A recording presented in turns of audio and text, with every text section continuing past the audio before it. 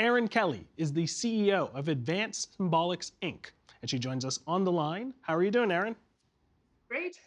All right, well, Polly has got some data for us about the NDP. Let's look into it. The NDP got 6% of the vote in the previous federal election. Where do things stand right now with the party? Well, it's not much different. I suppose you'd call it a little bit of an improvement. We're seeing them at around 9% today, and the Conservatives and Liberals in a statistical tie at 44%. I think with this party, I think what's most interesting is who is supporting them, who's behind them. Help us understand. Who are the people who are supporting the NDP right now? It's interesting. I mean, the NDP has historically been seen as a party of the working class, but their base has actually changed quite dramatically. They've virtually lost the working class.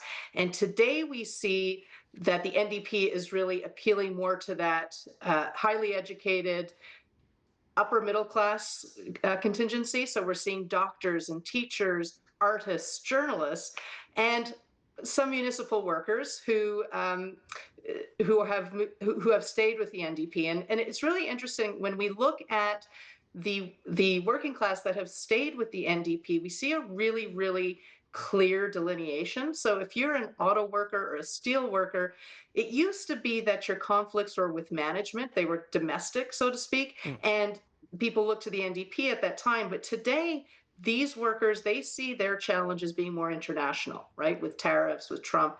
And they've seen this bigger economic shift in throughout the last decade, that they see themselves being threatened more by macroeconomic forces. But some municipal workers like bus drivers and things like that, teachers still have conflict with management, doctors are having battles with provincial governments, that's management. So those types of union workers are still with the NDP, or some have moved to the NDP, but the ones who see themselves as having more macroeconomic issues have moved to the Conservatives. We have heard over and over again from different NDP leadership candidates that the party needs to return to the working class, to its working class roots. But what does Polly have to say to that? Doesn't seem like it's going to be that easy. Can they do it?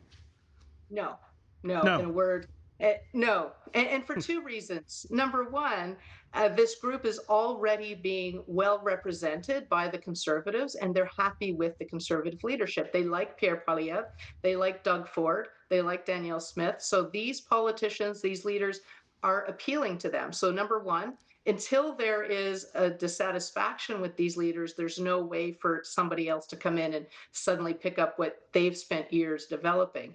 The second challenge is that in order to get that demographic, they have to campaign on those issues. And I don't think the NDP can suddenly pivot to criticizing immigrants and things like that without looking inauthentic. I mean, the populist leaders are authentic there. They've been that way. Pierre Poilievre has been a diehard conservative since he was a student, right? Mm-hmm. He comes to it authentically, and his criticisms are authentic to him and have been consistent. If the NDP suddenly changes their tune to have a whole different platform, they're not going to be seen as authentic. And being authentic is very important to this group, even more so than to other groups. All right, I want to have a look at a breakdown that Pauline made of blue-collar workers versus white-collar workers. Help us understand, what are we looking at right now?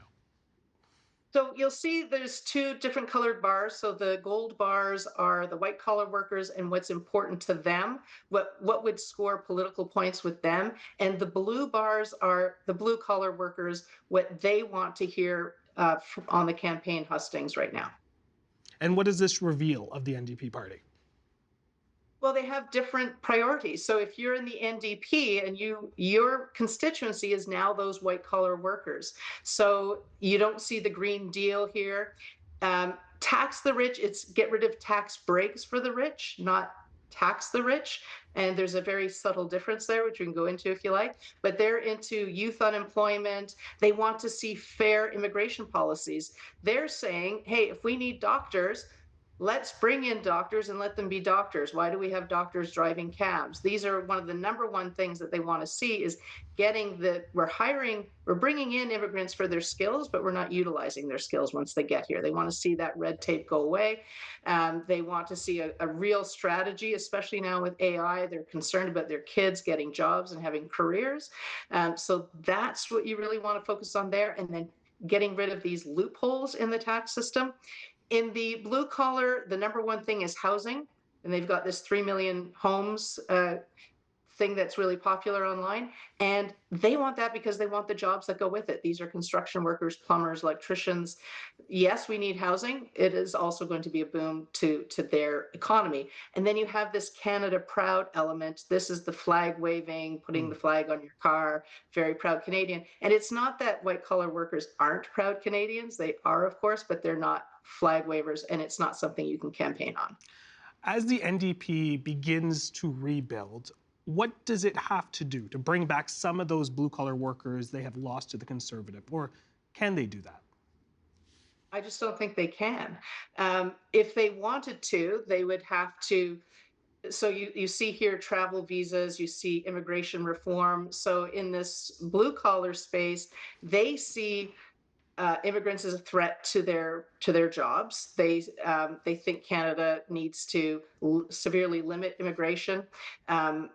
And the white collar workers think we need to bring in more skilled immigrants. They want to see us lift the ban on students, for example. They think that's bad. They think students are good for the economy, it brings talent into the economy. So in some ways, these groups are opposed. And the NDP historically has been, in the last two campaigns at least, more in that gold bar realm. So for them to completely flip, I don't think they have the constituents that can do that. They don't have the party members that could credibly do that.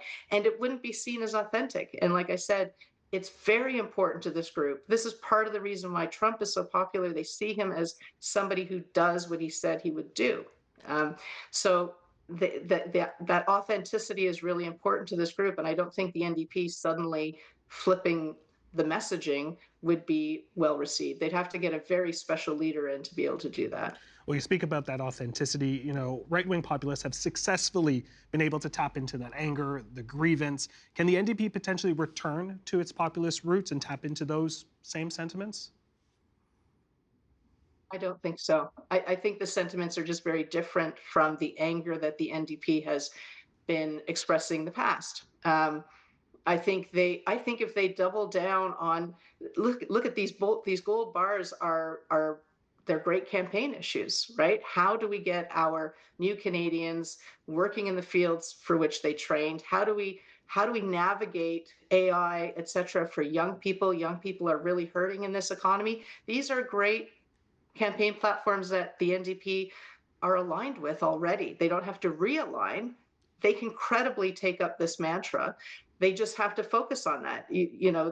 That is what people are concerned about. They're really concerned about the economy, and these are great issues for the economy where the NDP would have credibility. I don't think they would have credibility in some of these anger issues that the Conservatives have picked up on.